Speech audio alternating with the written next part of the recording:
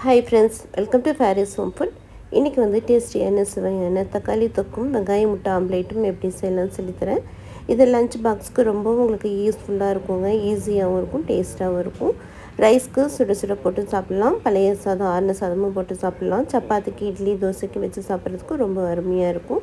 வாங்க இந்த டேஸ்டியான தக்காளி தொக்கும் வெங்காயம் ஆம்லேட்டும் எப்படி செய்யலாம் சொல்லித்தர வீடியோக்குள்ளே போய் பார்க்கலாம். வீடியோக்குள்ளே போய் பார்க்கறதுக்கு முன்னாடி நம்மளோட சேனலை சப்ஸ்கிரைப் பண்ணாதவங்க சப்ஸ்கிரைப் பண்ணிக்கோங்க. தேங்க்யூ. தக்காளி தொக்கு பண்ணுறதுக்கு பேன் வச்சுக்கலாம். எண்ணெய் ஊற்றிக்கோங்க. அரை டீஸ்பூன் உளுத்தம்பருப்பு, அரை டீஸ்பூன் கடலைப்பருப்பு, கொஞ்சமாக 1/4 டீஸ்பூனுக்கும் கம்மியாக கடுகு போட்டுக்கோங்க. கடுகு உளுத்தம்பருப்பு பொரியட்டும். பொடியாக நறுக்கின 2 பெரிய வெங்காயம் மீடியம் சைஸில் போட்டுக்கோங்க. வெங்காயமும் போட்டுட்டு நல்லா வெங்காயம் வதங்குற வரைக்கும் நல்லா வதக்கிக்கோங்க. 1/4 டீஸ்பூன் மஞ்சள் தூள் போட்டுக்கோங்க. மஞ்சள் தூளும் போட்டுட்டு நல்லா இந்த எண்ணெயிலே வதக்கி விட்டுக்கோங்க. கொஞ்சமாக கருவேப்பிலை போட்டுக்கோங்க. நல்லா பழுத்த தக்காளியாக 2 பெரிய தக்காளி போட்டுக்கோங்க. தக்காளியும் போட்டுட்டு நல்லா வதக்கிக்கோங்க. பழுத்த தக்காளியாக இருந்தால் தான் டேஸ்ட் இருக்கும், காயாக போட்டுற வேண்டாம். அடுத்து 1 டீஸ்பூன் வெறும் மிளகாய்த்தூள் போட்டுக்கோங்க. 1 டீஸ்பூன் குழம்பு மிளகாய்த்தூள், தேவையான அளவுக்கு உப்பு போட்டுக்கலாம். உப்பும் போட்டுட்டு நல்லா வதக்கிக்கோங்க. குழம்பு மிளகாய்த்தூள் இல்லைன்னா 1 டீஸ்பூன் வெறும் மல்லித்தூள் போட்டுக்கோங்க. அவ்வளோதான். வெங்காயம் தக்காளி நல்லா சாஃப்டாகிற வரைக்கும் நல்லா வதக்கிக்கோங்க.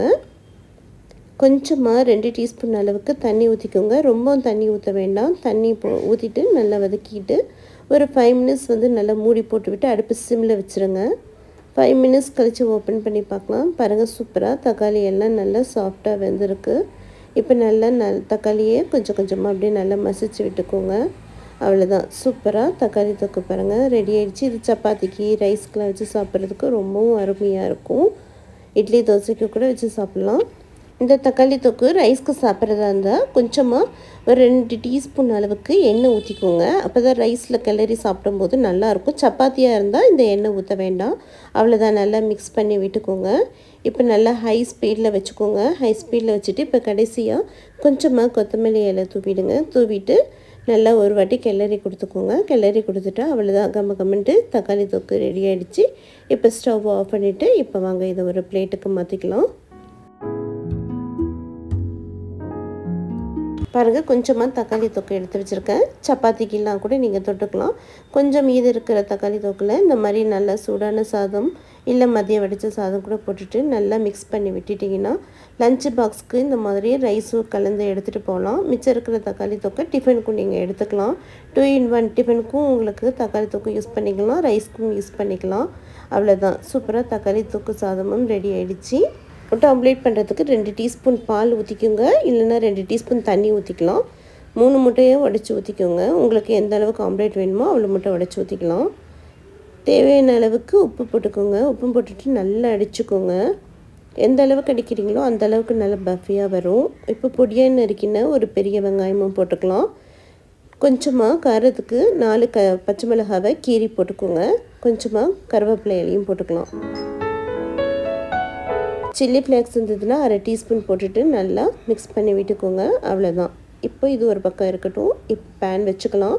எண்ணெய் ஊற்றிக்கோங்க. எண்ணெய் சூடானதும் கொஞ்சம் அப்படியே எண்ணெயை ஸ்ப்ரெட் பண்ணி விட்டுக்கோங்க. இப்போ அடித்து வச்சுருக்கிற முட்டையை ஊற்றிக்கலாம்.